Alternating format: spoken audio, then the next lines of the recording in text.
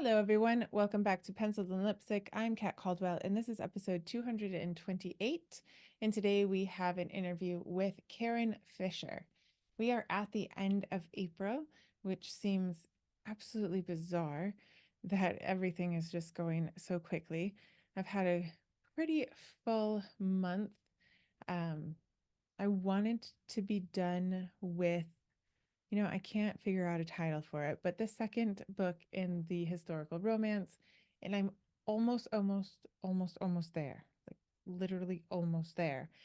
But I'm not yet. And when I say finished, I mean, completed the drafting process so that I can go back and read it. And it wouldn't be ready to send off to an editor yet, but yes. So I leave for Cuba in just 5 days, and I'm really excited about that. And part of my just mental capacity and, you know, time has been spent getting ready for that. I'm very excited about it. You won't see much of me on social media during that time, but um, yeah, I'll put it up afterwards. I think that's just a better idea.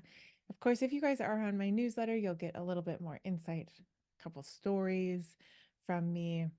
I will not be writing at all while I'm there. I will be focusing on what we are doing, the mission that we're accomplishing there, and just being with the women that I'm going with.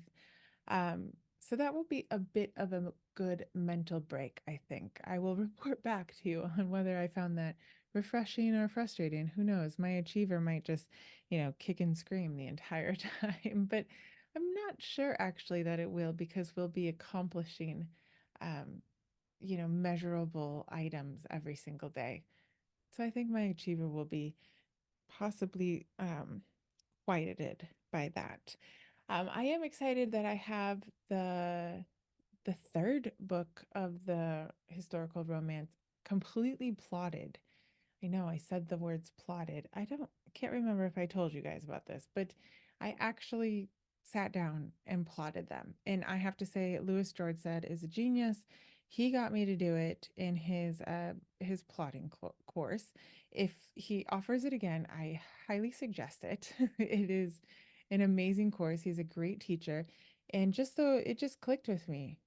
And I hope that it will click again for the pen name that I want to write. So, there's all these things that I want to do, but actually right here, if you're watching on YouTube, you can see all of like 50 scene cards right here. And I think it will actually take every single one of these cards.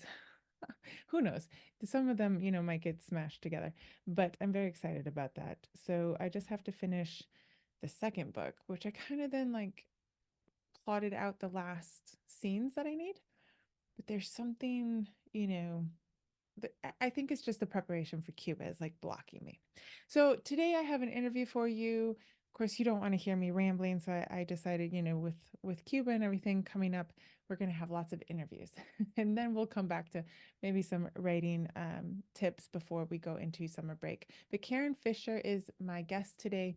She actually has 10 years of literary agent experience, that experience on the traditional publishing side of the publishing world. She niched in children's lit and YA lit, but she has experience in almost every single genre, I think she says. And now she helps people developmental edit their stories. But I really thought, both things are very interesting, and she talks about both things. But I know not all of you are looking for the indie author route. Maybe you're looking to pivot. Maybe you have a different pen name that you want to do, maybe hybrid or traditional. So it's it's interesting, I think, to hear that opinion and that experience. And I don't usually get the opportunity to speak to people on that side of the industry because honestly, they're not always interested in talking to us indie writers. So I jumped at the chance to have her come in, and I hope all of you who are looking into into traditional publishing, that you will listen to this episode and check her out on storyandprose.com. She no longer is an agent, but I think this information is going to be really useful to you. So if you have anybody who is a friend, a writer, or looking to write and wants just sort of that insight, share this episode with them. I think they'll find it interesting. And, from here, you might hear something that Karyn says that will sort of, turn on a light bulb and help you search elsewhere. And I know some of her answers are a little frustrating because this business, this industry is constantly changing, and it really relies on individuals. And so each agent is an individual. They are very different. Their tastes can change, their wants can change from like literally month to month, right? And so not there aren't always concrete answers to my question, but but I still think that she is full of great wisdom and insight into this. So, without further ado, be sure to share the podcast. It really helps. If you can give a review, that helps as well. Um, I do not put any ads on here. I just kind of want to give you guys this content. FYI, if you're listening on Spotify free, that's just Spotify. Those are not my ads. So we're going to get into the interview, but yeah, if you guys like the show, please consider giving it a review or just sharing it with all your writer friends. Okay. Hello, everyone. I'm Kat, and I am back on Pencils and Lipstick with Karyn Fischer.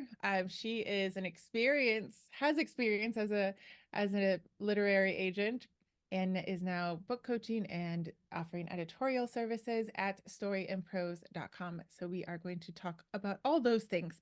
But first, let's welcome Karyn to the podcast. Hi, Karyn. How are you doing? Hi, thanks so much for having me. I'm great. How are you doing?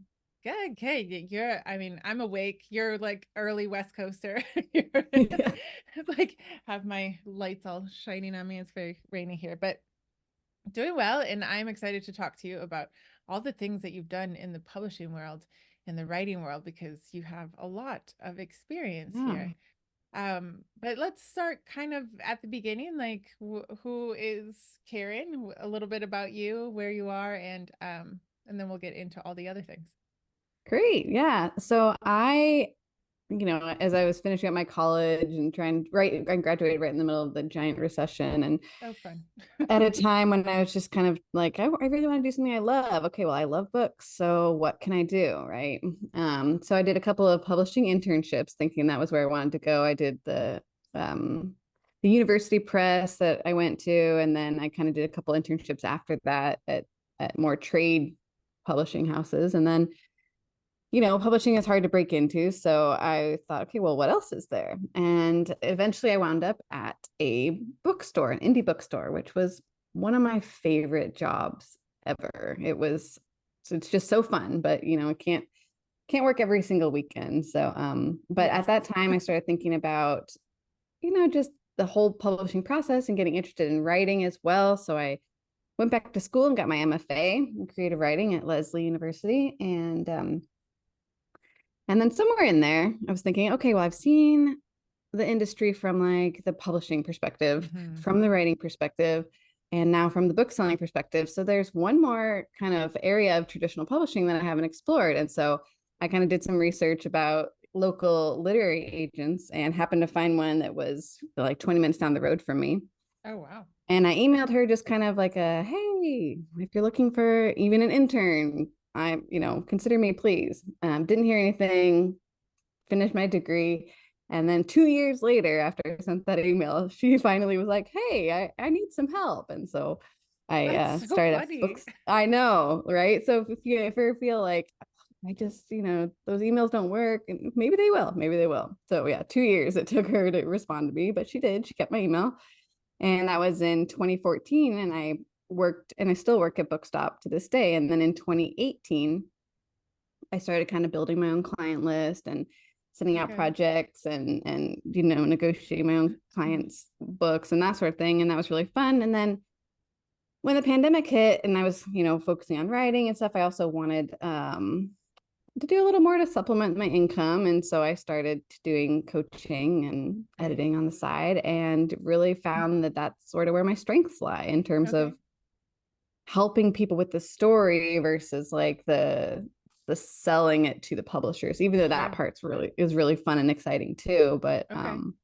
so yeah, kind of just a very, very Yeah. roundabout journey is how I always describe it.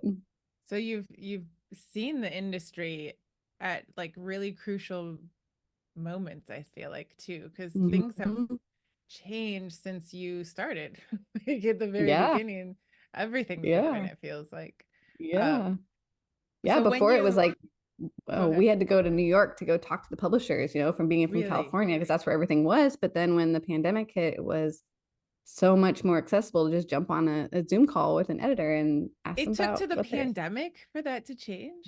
It did. Wow. I mean, maybe there were others that were already kind of doing it, but that was when it really felt like everything opened up and it was just, you didn't have to, go all the way to New York to have those conversations anymore. That seems a bit archaic. I don't know. It can be a very archaic industry, quite honestly, in some ways. Yeah. Well, it's a huge industry, right? With like lots of different pieces. And so I also understand too, like how difficult it is to move a giant beast that isn't under one roof, right? Like there are several big guys, a couple medium Mm-hmm. guys, and like to move all of them at the same time is it's like going to take a lot of effort. Yeah. Yeah. Yeah. And things are changing still. And I think we're starting to, I don't know, see some good changes and some maybe some not as good changes. I don't know. We It's all shall up in the always air. see because Yeah. this will always be, who knows, we are just in the middle, just two people. So as far as what made you decide that book coaching and like getting the story was kind of your cup of tea more than helping people when I guess they felt like it was all done and they were ready to sell it? Yeah. So I guess it just comes down to that love of reading and love of Mm, stories, right? And then also seeing that growth as you say, okay, okay. well, here's what I'm seeing with your book, and here's what I think where it could be better. And then watching them not only take suggestions, not like story specific suggestions, but just general broad notes, and then have them create something totally richer. Yeah. I love that transformation and watching writers grow because they've gotten really good feedback that they can Yeah. actually sink their teeth into, right? Yeah. Yeah. Whereas, so as a literary agent, you are not somebody who does that sort of thing. So I definitely, I love doing that. And there are editorial agents and there are less editorial agents. And I was Mm, definitely one of them. And that was my favorite part of the job. okay. And so that was kind of, again, where I felt the most like I could do the most difference Mm, and make the most improvement with my yeah. clients' And I book. guess And then have the most success, right? With them right, finding a home for that. right. Yeah. So when we talk about people, because I was just talking to someone yesterday about she always wanted to get traditionally published and she has spent probably 3-4 years just sort of like up and down, trying to find, doing all the like Twitter pitch fest, is that what it's called? Mm-hmm. Things like that. Mm-hmm. Um, so when somebody is looking to that route and looking for an agent, like what I think most of them know they have to find an agent, see if they're, available when their reading times are. But Right. what tends to be, what do you think writers don't really understand about that process that could maybe help them? Or is there anything that we don't understand? Is it just how it is? I That's a guess good it is how question. it is, but It is. it seems a bit opaque, I guess. It feels it all like both ends tend to feel very frustrated. And it Yes. feels like there should be a better way to do this, or maybe a better understanding of each other. I agree. There should be. It is a heartbreakingly slow Is it? Okay. industry, right? I mean, I think that you definitely hear those stories about, oh, I did this one Twitter pitch fest and I got an agent immediately. I don't think that that's the common tale. I Mm, think it's much more common that you get a lot of crickets and a lot yeah. of no responses, slow responses. And it can be really frustrating and heartbreaking. I think that, if a person sort of has that expectation going into it, then I'd like to hope that they're not going to get as frustrated. It's rejection heavy, lots of no's, and that's really doom and gloomy. It's also just, I feel like you have to be sort of set up into, if you decide that that's the route you want to take, like go into it with those expectations. Mhm. Because a lot of times what I see is, or at least I used to see in my inbox in my submissions was, you'd have these people that were so full of energy and zest, and they were so proud of the book they wrote, as they should be. Writing a book is really hard, it's difficult, and it takes a lot of courage and skill. But a lot of times they thought, okay, it's done, like it's ready to be published, and most of them are not quite yet Okay. ready to be published. Mm. And so my number one advice I give to anyone that is trying to go traditional is, really, you have to make sure your book is really, really that good. Like, Really? comparatively to what's being published now out there in the world, the story has to be great,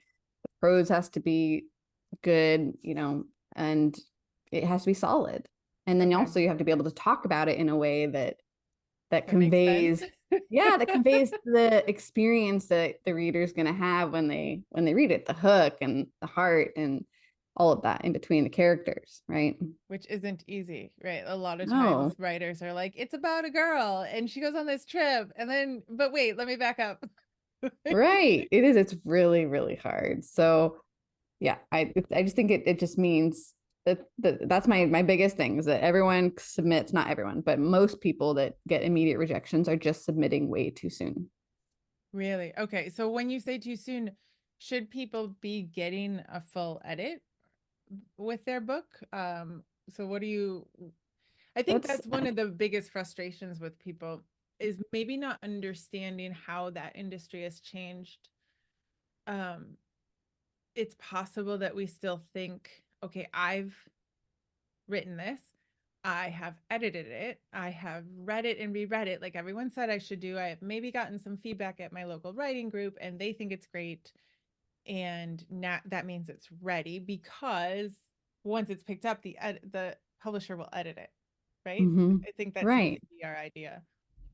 Yeah. So I think that I have a couple of different thoughts about this. So I don't think that you need to hire an editor in Mm, order to get a book deal. I do not think that that is the case at all. Um, I do think that everyone needs to have it vetted mhm. by a trusted reader, and whether that is someone in your writers group or a beta reader that you find online, or a book coach, or an editor. If you have the means and the will to do that, then I think that you should do that. But it's not going to make or break the publishing deal, Okay. or hooking an agent. Absolutely not. There's Okay. plenty of people that get published without having had it professionally edited. So how much of this is luck and being Oh, at the right place at the right time? yeah, there is definitely an element of timing. Like, yeah, Okay. luck and timing. Yeah. Sometimes it just hits when it is. There's a story I always tell that, one of my colleagues at the agency, she was working on this manuscript with an author. It was a picture book manuscript. And it was kind of like about a young girl who starts to have a little crush on another girl. And so this was before you started seeing a lot more of this type of book. And they worked on it, and all the editors were like, like, I'm not touching this thing, right? And then it took like maybe 2 or 3 years until finally it was like, okay, the market was actually ready at Right. that point. Right.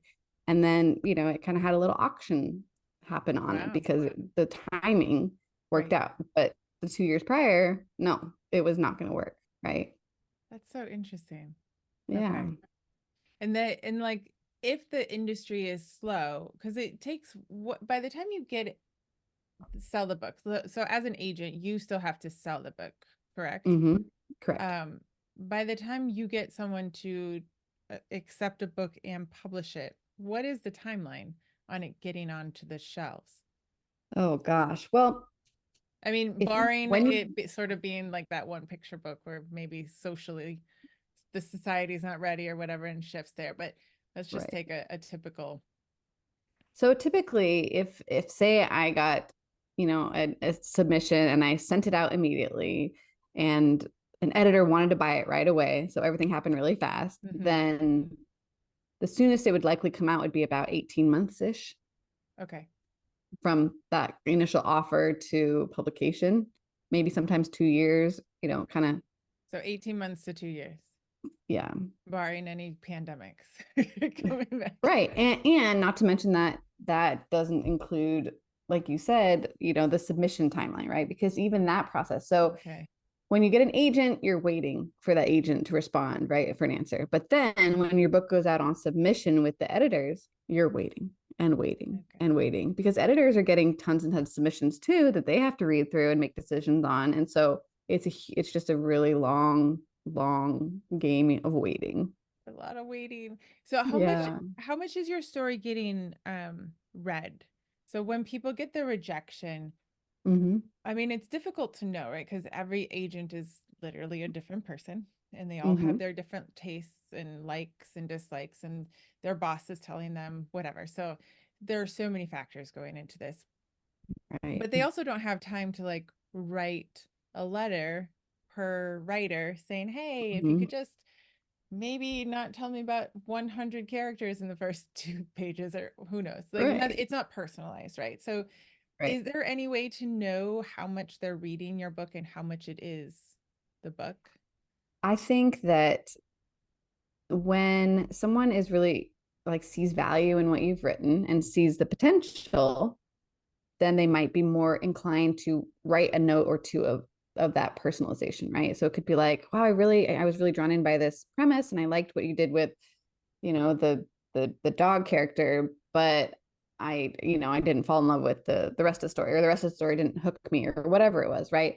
So you might get some of those kind of really small, vague personalizations, and I'd like to think that that means they got a little bit further than Okay. most, right? If you're getting the form, chances are they're probably not getting very far, right? Because they Okay. know immediately within that first page, 2 pages, 3 pages, that it's not for them. It's not for them. So then there's, you either go back, maybe find another trusted reader, maybe find, Mm-hmm. it's so difficult. I It think is. too, It is. you get like, you know how the last few years there's like tons of World War II stories came out, Mm-hmm. and I think a lot of times writers are like, oh, I have a World War II story, but it's almost past time, isn't it? Or do you Yeah, think, yeah, so now we're absolutely. moving on to Because by the something else? time, yeah, by the time the book comes out, that book was contracted, Yeah, 18 2 years months before. prior, right? Or two Right. years before, yeah. So now most So likely they're on to another the next. fad is Yeah, coming and we yeah, don't know what that is. They don't tell us. This is terrible. right. And that's why I mean, that's why people typically say like don't write to the trends. You absolutely Okay. should not, right? Like the trends come and go. Just write the book that you really really want to write, that you're really excited about, Yeah. something that's fresh and new, and that only you can tell. Yes. Just don't think you're going to get rich right now. Like it might take 3 years, like that one writer, and who knows when she actually, submitted it and finished it. So this is I've also heard stories of people ending up selling their second before their first ever got sold, and then once their second got sold, they go back to their first. So it's hard to make a career out as a writer in the beginning, It right? is. It is, especially also, with the traditional publishing pay structure, Mm, it's hard too because it's either typically broken up into 2, 3, or 4 advance payments, right? So if you have, $100,000 advance, you are going to see that maybe 25% of that on signing of the contract, mm-hmm. then the next submission, or the next bit on when the book when you hand in the final draft, right, when it's Okay. accepted, and then the third payment is going to be on publication, right? So whether that's in thirds or fourths or halves, Sure. that's usually you see that like contract, delivery and acceptance, and then publication, Okay. Oh, wow. and maybe even a year later too. I think some publishers are trying to delay you out and say like, okay, well, you get the final one even later, which is just bonkers to me. That is, but then if you see like how books are selling, it's not too bonkers because it is for the writer. The industry is just very, very strange. I Yes. mean, I saw a fact the other day on Facebook, which I was like, I wonder if this is true. So like 80% of American adults hadn't bought a book in the last year. And I was like, how is that Oh, possible? That wow. like you want to see my TBR file? Like, how do they do this? 80% seems really high, but Yeah. I think more and more with the market being saturated, it's quite difficult to Hmm. sell. Is it still, do you still have to sell 50,000 books to hit the New York Times bestseller? Is that sort of the thing, or have they changed that? That is a statistic that I should know, but I do not. So I don't think anyone knows anymore because they just put the sticker on everything. They're like, we sold it. It's great. yeah, I have no idea because now you contend with like, does it matter between New York Times or Amazon? They ruined everything, and that can be like an hour. right. It was the best selling for Yeah. an hour. Like, Yeah. Yep. and now USA Today is coming back, though. Who knows? That will all change. So when you were an agent, you dealt a lot with children's books and YA books, young Hmm. adult books, Hmm. and you've you have a lot of experience in, I think, as those two genres were changing too, and I think they still are changing Hmm. because we see young adult, like young adult technically is 12 to 18. Is that still correct? I think that's what some Traditionally, of, that's, yeah, or 14 to 18 kind yeah, of. You can see kind of both you can on see both, right? books There's an depending. argument to have that middle grade difference, which Hmm. I think you can do digitally, right? So on the digital end of the bookstores, you can sort of like middle grade, or like recommended for this age group. It's a little bit harder in the actual store. Like they have sections and it's difficult Right. to find where to go, right? So what what makes a difference between the children's books and the YA books, and then like the YA books versus adult books? Yeah, it's a good question. So I think you're right. A lot of people they get very confused about this because if I were to say to someone, okay, well, I'm going to write a children's book, I think the first thing that comes to most people's mind is I'm going to write a picture book. But Right. really, under the umbrella of children's publishing, you have picture books, you have chapter books, you have middle grade, and then you have YA, right? Okay. And then there's also like graphic novels and some of those types of things. But traditionally, it's just that picture books, chapter books, middle grade, and YA. And so middle grade is kind of like that 10 to, or like, yeah, 9, 10-ish to 13, 14, right? So Okay. um, it's for younger readers or like those middle schoolers or higher elementary. And then picture books are going to be what you know of as picture books, as most people think of as children's books. And then young adult is, as we said, kind of above that, right? Mm-hmm. And the thing about it is that picture books only go up till about 7, and they're young, they're for very young readers and for lap reading and all of that sort of thing. And then middle grade is they're at that age where things are starting to get, they're better readers. They're starting to worry about family and friendship and things like that. So the themes that you see in middle grade books are kind of a little different as well from like YA, right? Okay. Um, they're usually sweeter. I mean, that's kind of a generalization. There's plenty of very heavy middle grade books, but they're meatier Okay. than like chapter books and picture books, obviously. And then YA is a step up from that, right? It has more older themes and older characters, right? So that's the other thing. The character, you can kind of place your book and where it belongs based on the character's age, right? So if Okay. you're right, so if you're writing like a 14-year-old, that's where things get a little trickier because Right. no YA reader is going to want to read about a 14-year-old. Middle graders might, but that 14 is where things start to get a little bit more, um, subject matter wise, a little trickier, right? And Yeah. so that 14-year-old age group, I think, is where publishers have a really hard time placing it for the right reader, even though there is a need for those kids who are ready to go on to more advanced books, but they're not necessarily ready for more advanced subject matter, right? Subject matter. Yeah. Yeah. I find that difficult as a mom with Mm-hmm. one in each group. Mm-hmm. Like, Yeah. it is difficult. I was conversing with a bunch of writers. We're kind of going on this whole threads discussion on YA, and it is getting really difficult to decide what what your teen is prepared for, or your preteen, But even for my teens, I have very lax rules when it comes to reading. I mean, I pulled off of my grandmother's shelf, so I feel like a bit of a hypocrite if I put too many rules. Like One Flew Over the Cuckoo's Nest is not a YA read, I'll tell you that. But when you're bored at Right. grandma's house, you might read it.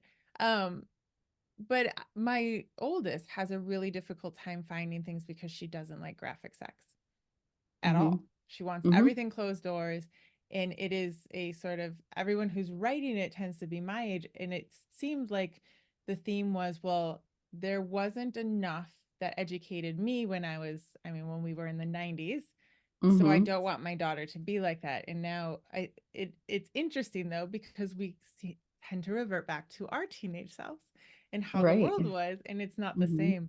And so it's interesting to like try to navigate that world as a reader and try to understand what you want and who's Mm-hmm. going to give it to you. And I can't imagine the publishers as well are like, how do you keep categorizing things down? Right? Like Right. how, like violence. A lot of people Mhm. don't like violence, but a lot of the top books last year were quite violent Yeah. for YA. Right. So Right. this is a strange conversation that I'm not sure has a resolution at the end of it. Yeah, I don't think that there's been any sort of resolution at all. I think that it's going to continue to keep changing. And I think, though, that the point is that there are still editors and publishers out there that are, and obviously readers and parents that are looking for books that are less advanced in Mm, those subject matters, or, that want those sort of more chaste type right. reading experiences versus what we're seeing in traditionally published, graphic YA. But there are those books out there. And I think there are people that are passionately trying to bridge that gap. But yeah, they might be harder to find. Yeah. So I know that one of my clients, she was talking with her editor about, like, her editor said, okay, I want you to write a YA. And this client had previously only written middle grade. And her first response to the editor was, well, I don't write sex. And that's totally fair. And, and this editor said, that's okay. That Yeah. it can be, it doesn't, you don't have to have sex in it. So that just goes to show kind of like, you don't feel like you have to, if you want to write a YA, you shouldn't feel like you have to write about the stuff that you don't want to write about. And Right. because there's still going to be people that, can read a romance that doesn't have the sex on the page. Mm-hmm. And it can fly in the industry as well. There can be people that really passionately, um, you know, support it. I mean, you think Right. about like Divine Rivals, right? Which Mm-hmm. was a Wednesday book. That's the publisher, and they do a lot of crossover between YA and adult. And that's not necessarily a really graphic. Mm-mm. I mean, there is some sex, but it's not very like graphic sex, not like, Right. I mean, my you daughter know. loved Perks of Being a Wallflower, which I loved Mhm. as a teen, and it deals with a lot of very heavy issues. The Yeah. storyline is really deep and intricate, Mhm. and it's it leaves you thinking a lot, but there isn't a lot of there are suggestions, but I would Mhm. say compared to today, it's really closed door. Like Right. Yeah. there's some getting close and touching, but it's maybe because the 90s that wasn't really acceptable. Um, Mhm. Possibly. So what you're saying is if you're writing a YA, don't feel like you have to go with maybe what book talk tends to be feeding you on your algorithm, but Yeah. what you're mostly Yeah. passionate about. Yeah. Yeah. I think that if your characters and your stories speak to your readers, then there's no, they're not gonna be like, well, shoot, I'm gonna close this book because there's no sex in it. I mean, especially because, like, if it's already marketed in such a way that, or you hear something about it, it's not going to be, it'll be clear that that's not the type of reading experience you're going to get when you open this Right. particular book, right? Yeah. I think it's funny, even calling Hoover's the end of it ends with us, Mm-hmm. the one with the pink cover. Like that Mm-hmm. didn't even have that graphic, which is Mm-hmm. interesting. People got really mad about it without having read it. And I was like, oh man, there are worse books that your Yeah. teen could be reading. Let me tell you, I'll show you the other ones. Yep. So what do you see with YA and with middle grade? Maybe you see it the same as with adults, as far as like story goes, because now that you're the literary agent and you book coach and then you do editorial as well, like, or editing as well. How do you feel about like what people are missing story wise? Because I think sometimes we're so focused on like a trend or like maybe a character, I don't know, like you could go through a lot of different things, that Mhm. there's like something lacking from the story. And a lot of times writers don't know what that means. They're like, could you flesh this out more? Can you do like Mhm. get more in depth? And there's all these sort of phrases of like, oh, and I think it comes down to like the story, there's something Mhm. missing. Do you know, Mhm. do you have any examples of like what that might be from your experience? To me, I think it's about sort of meeting the character where they're at, right? And because as Mm, adults, we are writing with hindsight, right? So it's hard for us to okay. sometimes remember what it felt like to be 12 or 13 or even Right. 16, 17, right? And so if you think back, or the way that I see it is like, how big is your world, right? How big is the character's world? So if you're Mm, 12 or 13, you're really focused on your friends, your family. You've grown up with your family, and now you're starting, your worldview is getting bigger, right? mm, Your network is expanding, and you're trying to figure out where you fit, and where your peers are compared to you, and all of that, right? Because as a kid, you're just like in your own little head, and all you care about is yourself. And then middle grade happens, and it gets a little bigger. And then with young adult, I feel like it gets even bigger. You start to wonder about the world and your place in it and your future. And so if you kind of think about that in like concentric circles, right? Like, interesting. so a lot of those themes in a young adult book are going to be bigger, right? Okay. Or in the middle grade are going to be more close to the reader, close to the character's Interesting. age, right? Like in Yeah. their little world. That's Yeah. kind of like one way that I think about it. And like, just what are the issues that they're thinking about and concerned with? Friendship, and then in YA, you might have world build or world stakes, right? Like Yeah. higher stakes with the world and your place in the world, and then romance and things, Yeah. versus like in middle grade, they might be starting to get curious about a little bit of romance, but it's just that, like, the heart flutters and like the little Yeah. crushes and like that sort of thing. It's not like, oh my gosh, I need this person, or Yes. like, it lacks the angst and the hormones that comes with a lot of the YA. Yes, that will all come rushing at some. I like that Yeah. idea, the concentric circles, because that sort of makes it more easier to understand, I guess, when you're looking at a character or a plot line, this story that you have in your head that you're trying to get on ink and paper. I mean, it's really difficult to do that. But I Mm-hmm. like that.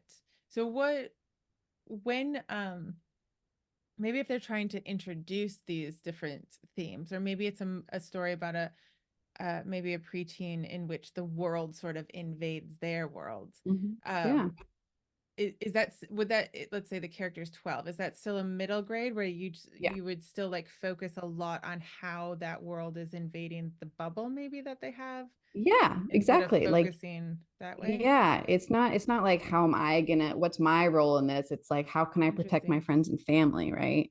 Or like, how can I make sure that my little bubble doesn't get popped, or that it goes Right. back to normal, or whatever it is, right? That character wants. That makes a lot of sense. I think that because I've been trying to figure that out for different clients of like, because you feel it, right? Like there's that feeling where you're like, this is too much. But that makes sense, where like their mind would still be on how does this affect me in this circle here? Not Right. so much like it's difficult to understand the world even at my Right. age. Like it's too Right. big. Right. Okay. That makes sense. I like that. So your experience was a lot with children's and YA, but now that you're at Story and Prose, that's your website, storyandprose.com.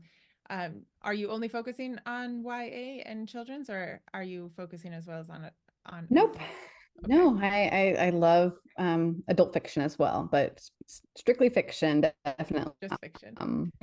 Anything is, I love, just, be from the man fiction, or fantasy thrillers, all that. Okay. Oh, good. So when people come to you for book coaching, let's go with book coaching first, because sometimes Well, book coaches, every individual book coach sort of does things differently. So how do you define your book coaching and what people can expect if they come to you, and maybe why they would seek out a book coach? Maybe the frustration points at which you might suggest they seek out a book coach. Yeah, so I mean, there's lots of different reasons someone might come to a book coach. Some people might need just like that accountability and the Okay. help, like keeping them on track and making sure that not only are they writing forward and creating a book, but they're also um like it's making sense along the way, right? The story is working and the writing is actually working. And so some people like that. It's a little more like hand holding, right? Versus like Mhm. if you're writing on your own and you're writing on your own, you're like, I don't know if this is any good, and I'll figure it out later. It's sometimes nice to have that person that's actually helping you.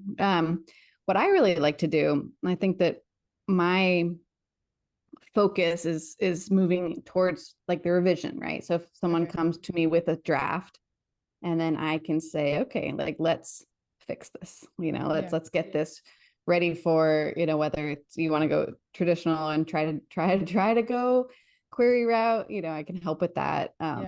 But like really really dig into the text and figure out, okay, here's the bones, here's what I'm seeing that I love and that's working, and then just kind of help them draw out the best of it, kind of like what I used to do when I worked with my agenting clients, just like help it get elevate that submission, right? So that Yes.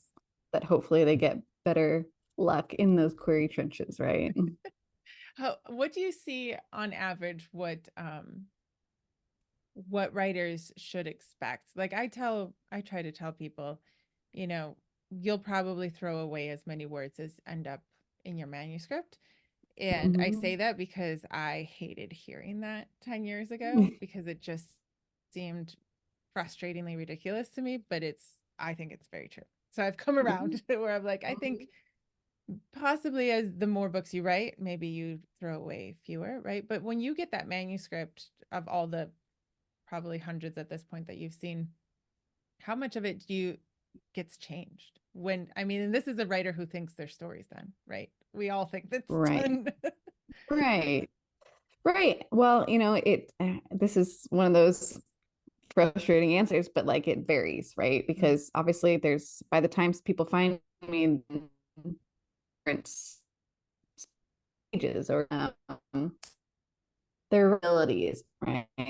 Their skill is not the same across the board, right? So Yes. someone it might come to me and I might say, oh wow, like this is in good shape and we don't have too much to do. We have to tweak this, we have to tweak that.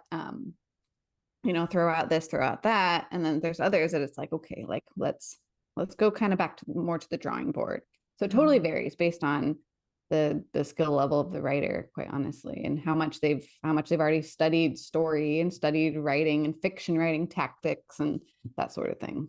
Oh, that's an interesting variant, though, how much they've actually studied story. Because I think many of us, um, if you have a talent, let's say, there's Mm-hmm. there's the tendency to think in the writing world, which I don't know why, because there's no other talent like this, right? Like if you're a talented singer, you're still like getting singing lessons, like Yeah. all the time. Yeah. They Yeah. have mentors and whatever. And yet Right. somehow in the writing world, if you have a talent, um, a lot of times it might get seen in the short story writing in college or in high school, Mm-hmm. and creating a 400 page novel is, I have found, completely different. Mm-hmm. And that's when you have to go, wait a minute, my instinct on story might not be enough for Right. the structure of story, right? So Mhm. it's an interesting caveat that you point out of how much they've actually studied storytelling, because Right. that's a big one. Right. But also someone could have a really good sense of story Oh and yeah. like I can see that there's a good arc there, but then like the more micro level writing isn't as good. And so that's what we have to really focus on with that client, right? So Right. it varies so with the different writers and their skill levels and where their weaknesses and strengths are. So you like to see a manuscript first, or pages, I guess, and then you sort of individualize your packages, or Mhm. how does okay.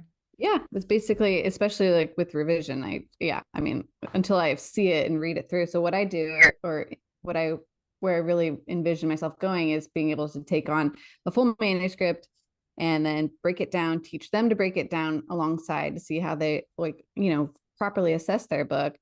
And then so we both kind of come back together after a month of reading and assessing and kind of talk about what we saw. I have my assessment letter, and then we create kind of a revision plan from there Mm, and work through it together over the course of, the next 3-ish months or so.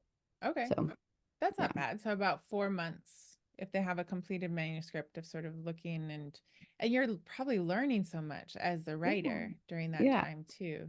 Right. And depending, of course, on the word count, right? So, like, if you're going to come to me with a 120,000 word book, it's not going to take 4 months. It's going to take a lot longer. What? And with Yeah. those sci-fi epic sagas that people have. Um, Yeah. but I always encourage people to, especially if you're not somebody that likes to read all these craft books, because reading is one thing, but putting it into action is Totally. totally different. It's like going to math It class is. where you're like, yeah, I understand that. And then you're like, Mhm. do the work. And you're like, yeah, I don't understand what that Yeah. means anymore. Totally. So Yeah. having someone like you to like go through it and be like, okay, that's what I'm looking for. Right.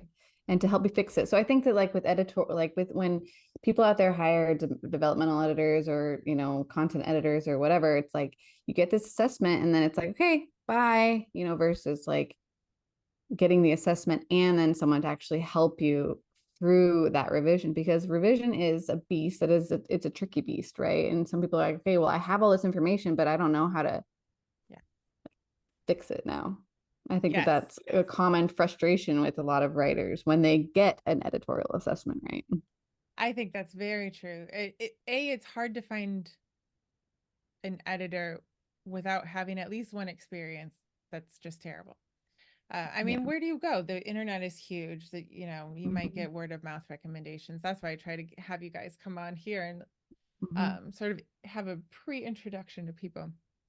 But then, yeah, most editors that you find maybe on whatever website um, will give you a letter and send you on your way. Yeah. That's Right. it's like Right. improve your dialogue. Okay. How do I do that? Right, right. Versus like in the pages. So like with me with this like my revision program that I do, it's like I have the assessment and it's not going to get really line comment heavy at all until we're then back into the weeds of the words, and like I'm helping them saying, okay, here's what I'm seeing in the actual line level micro elements of your story. Yes. Yeah, because before you do that, you might as well figure out how to cut a character or bring in a character or whatever it is that you need Mhm. to do, because who cares about your words like on the, Right, phrase by phrase until the right, story's done. All right. right. So I like that. So the between book coaching and editorial services, is that just sort of like does that sort of mesh together, or are those two separate entities in your business? Well, I mean, obviously, if someone wants to just get an assessment and say, okay, like I just need you to tell me, and they just want that like read through and the assessment, and then I do offer that as well. And then I Mm, also offer a okay. couple of little like query assessments and that sort of thing, right? Oh, okay. So, or pitch package, right? I say like, okay, I'll read your first 10 pages and I'll just tell you what I see, right? But I'm not Right, going to help right. you fix any of it. Yeah. That's where But the you book can, coaching comes in.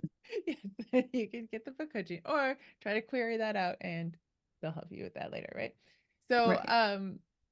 when people come in to storyandprose.com, they just scroll down halfway and it kind of looks like you either click book coaching or click editorial services. And um, I assume once they talk to you, you guys sort of figure out where do you think Yeah. you'll fit best. Yeah. But I think, I mean, between 4, 6, 7 months. This all depends on the writer, by the way, listeners. The timeline depends way more on you than it depends on Karyn all the time. Like I've had to fire clients because I'm like, you're not even writing. I don't know why you're paying. Stop paying me. I don't know what we're doing here. Yeah. Um, so or should they fill out your contact page when if they're interested in sort of starting to work with you? Um, Yeah, or or book a call with me, or or just reach out with a message. Whatever, Awesome. whatever. Awesome. Yeah. So we will have the links in the show notes. Yeah, you have, oh, it's right here. Free phone call. Everyone likes a free, well, writers don't like free phone. Writers are like, I'm so shy. I'd rather just send an email. Well, Well, this that's is what fine I too. found. I don't mind that too. Yeah. That's what I find personally. Or maybe they're just shy to talk to me. I don't know. So send an email, y'all. It's okay. And Karyn won't bite. She's been very lovely to talk to, but I'll have storyandprose.com in the show notes. I think if you guys are looking for Karyn's sort of expertise, she is definitely someone that you should check out and get your story done. I mean, it's April, right? You could get your story done in 2024. That'd be amazing.